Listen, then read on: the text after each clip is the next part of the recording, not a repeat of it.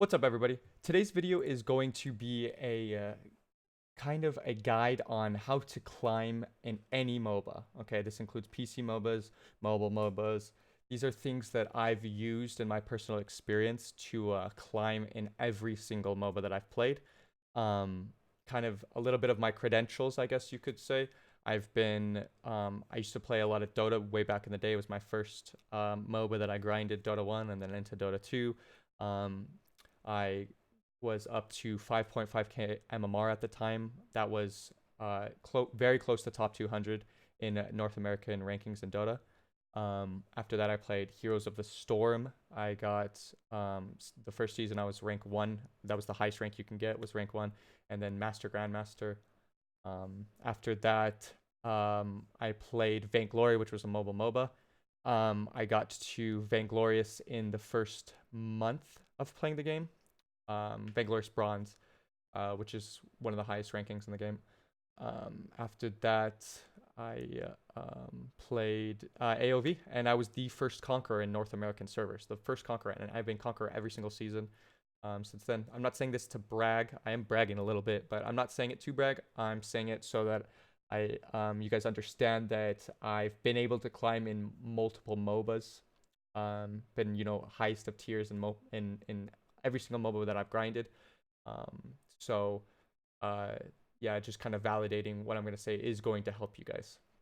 So first off the bat, what I have is attitude. This includes not tilting and not tilting your teammates, having positive forms of communication. I think this is by far the most important. This is the most important rule right here. Just your attitude.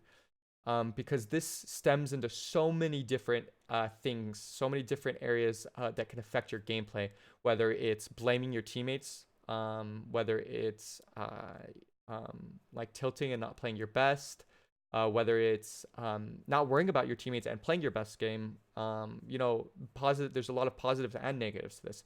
The biggest thing that I have with attitude is that when I first started playing Dota, I was really bad at the game. There's so much to learn about Dota, and I would always blame my teammates. And I completely understand why I was like that. It's because I didn't want to admit that I was bad, or that, it's so much easier to blame than to take a look at yourself and say, oh, I have a lot to work on. I can work on this, or I did this wrong. But in one of my games, somebody literally said this to me, and I wish I could remember who it was. I don't even think I know who they were or I'm friends with them, but this literally changed my life and helped my career today.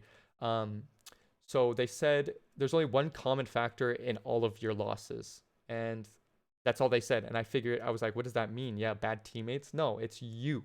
You're the only common factor in all of your losses. So stop blaming people, because what that does, and I know I'm guilty of this. If you watch my streams, I'll talk a little bit of smack to my teammates.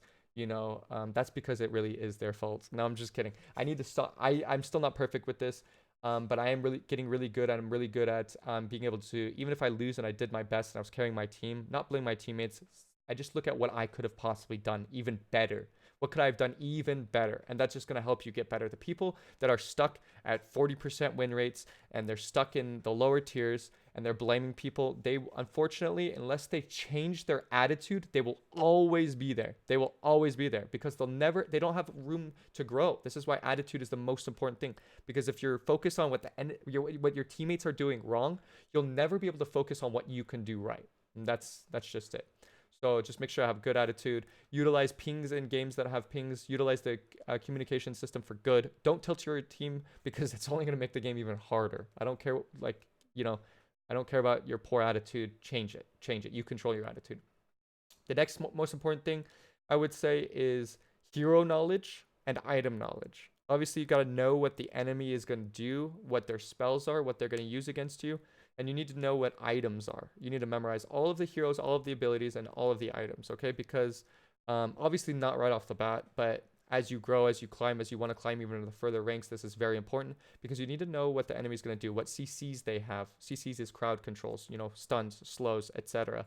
You need to know what the enemy is capable of doing, and you need to be able to see what items they have so that you understand their power spikes. This is another very important thing, is to understand certain heroes' power spikes, because you're gonna know when the enemy is strong and when you're strong, and you obviously want to take advantage of when you have an advantage, when you have a power spike over the enemy, or you want to take advantage by playing safe when you know the enemy has a power spike over you. Also, eventually you want to get into counter building. So this is where knowing every item comes in. Excuse me. Knowing how to counter build the enemy, how to counter pick the enemy. This is where knowing what every hero does, because if you know that this hero, X hero on the enemy is countered by crowd controls, by stuns, then you know you can pick this hero that has a lot of stuns, has a lot of crowd controls, or the enemy has a lot of assassins, so we're going to play a lot of tanky bruisers, you know, etc. These things are very important. Yes, you can one trick a hero or a legend or whatever the game you're playing is, and you can one trick and grind up ranks, but this is not ideal. You're kind of going to hit a plateau eventually. You do want to start off on the right foot and learn, maybe start off by learning one hero, but when you start to climb in those deeper ranks, those higher ranks, you want to learn every single hero, every single item. Trust me, it's going to make you're going to feel like you know the game a lot better. You're going to be able to know when you're in danger and when you're not. That's a lot of things that lower tier players do, is they don't understand when they're in danger. They don't understand if the enemy can kill them, etc. You know. So the laning phase, there's a laning phase in every single MOBA. So you got to really understand the laning phase, whether you're mid, whether you're top lane, bot lane, jungle, there's still a laning phase, okay? So wave control is very important if you're actually laning and you're not jungling. Wave control is very important. Your positioning, knowing when to trade with the enemy, CSing, that means creep score. So, you know, getting last hits, obviously very important in every single MOBA that I've played, except for HOTS. I don't think you have to last hit. You just have to be around to get experience. But every other MOBA, you have to last hit. In Dota, you have to deny your own creeps. These are all very important. This is very important mechanics so that you'll make your laning phase much easier. So when you're in the laning phase, you got to know the enemy's win conditions. You got to know your win conditions, their power spikes, who wins in the game, who loses in the lane, who loses in the lane, and play accordingly to that. Okay, so this transitions into win conditions and your lose conditions overall. Okay, is your team an all-in team? Is it like a death ball? Or is it like a poking team? Is the enemy a dive team and you're playing ADC, so you have to position hyper safe this game and you're not going to be able to do as much damage this game? It's very important to learn. Also, map awareness. Map awareness is very important. You need to be able to learn how to be able to always be looking at your minimap, whether it's peripheral or you're looking at it directly. You always need to be try to know where the enemies are at all times. You need to know if you're going to be ganked. If you need to know if it's safe to gank. That's map awareness is very, very important. Okay. A lot of problems that lower tier people have is they always chase for kills. So you need to know if the kill is more important than the objective. So in my opinion, and this is generic, obviously this is not situation by situation, objectives are always more important than kills. Okay. The only reason you should ever go for kills is if you're going to take an objective, or if you're going to transition and utilize those enemy death timers to make space so that you can take objectives. A lot of people play MOBAs in the lower tiers and they just go for kills. They always want kills. And that's not how you're going to win. You're not going to win by getting kills. You're going to win by taking objectives. Okay? Objectives help your whole team. Objectives are how you actually end the game, by taking the enemy's whatever, ancient or whatever it's called in whatever MOBA you're playing. So a lot of mistakes that people make is that they just chase for kills, and then they get engaged on. So you got to know when to disengage in the middle of a team fight. Learn, okay? Keep an eye on the enemy death timers. If you get a kill and you're chasing people early on in the game, death timers are really low. So if you get first blood and you're still chasing people, the enemy are going to respawn and they're going to come back with full health, full cooldowns, and you're going to end up losing the advantage that you had. So really learn when to disengage. Mind games, I feel like, are so important in MOBAs, and people are like, what do you mean mind games? Okay, when I say mind games, there's so many different things, and I could literally make a whole video alone on mind games, but this is just kind of your generic how to climb, so I'm just going to touch up on it really quickly. Like, baiting the enemy is a mind game. So acting like you're positioning like you have bad positioning, but you know that your team is ready to counter engage. That's a mind game. Okay, knowing when to do that. This is gonna really help you climb in those higher ranks. Those higher. This is actually, mind games are huge in lower ranks because lower ranked people aren't really thinking about the game. They're not really thinking. They just want kills, kills, kills. So mind games are a really good way to climb lower ranks. And I think you really need mind games to climb into the higher ranks. So baiting the enemy, aggressive posturing. What I mean by this is getting ready to engage, but not necessarily engaging. Whether it's your teammates in a bad position and they're trying to run away, you can kind of aggressively posture, just kind of ward off the enemy from chasing. This doesn't obviously always work. Sometimes you'll end up getting killed, so be mindful of that. But just like positioning is a very mind game aspect in general. And this goes both ways. If you're chasing somebody and you have to be aware if they're just baiting you, if they're just leading you to your death. So just keep in mind the mind games. Mind games are huge. Like if someone's acting like they're going to back, but they're not really backing, or they're acting. I've literally acted AFK on stream sometimes when people have tried to come kill me and their whole team gets wiped, you know? So mind games are a huge aspect. And then just knowing when to take a break. Everybody has bad days. If you're on a 2-game, 3-game loss streak, take a break, because this is going to affect your mind. You're not going to play on your A game. You're not going to play your best. So know when to take a break. Everyone has bad days. This does not mean you're a bad player. I've had days where I've lost 9 games in a row, and I've had days where I've literally won 20 games in a row, you know, even more than that. So it's like you have good days, you have bad days. Know when to take a break. I've only lost 9 games in a row because I should have taken the break at 2 losses in, 3 losses in. Because it is tilting to lose. We all tilt. It's just, the attitude is something we're always working on. That's why I said it first. Attitude is the most important thing. So knowing when to take a break, to reset your mind, reset the tilt.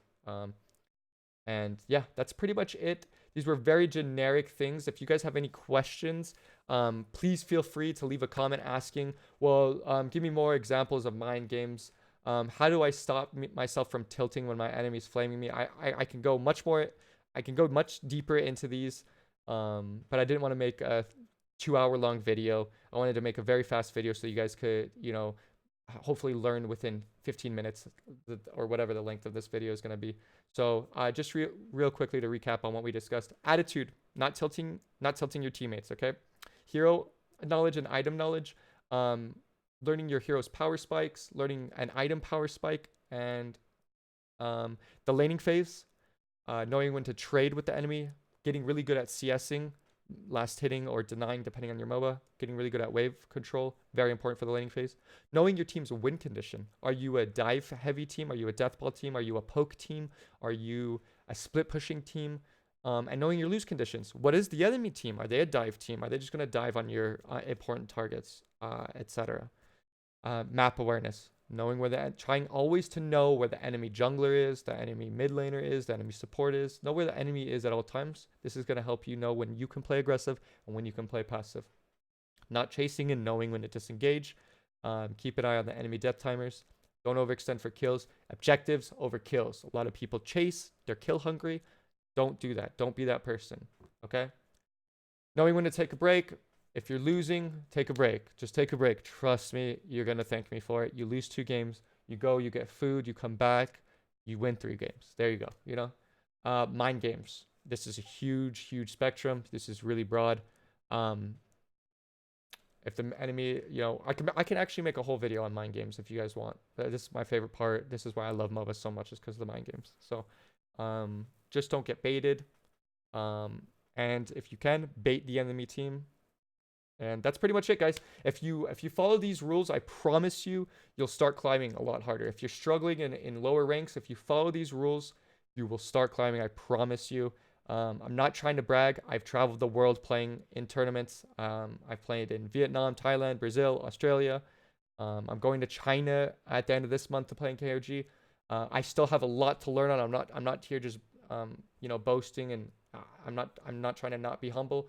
I'm trying to say that I have a lot to learn on too, but in my opinion, with my experience, these are very important. So go ahead and follow these, and I promise you'll climb.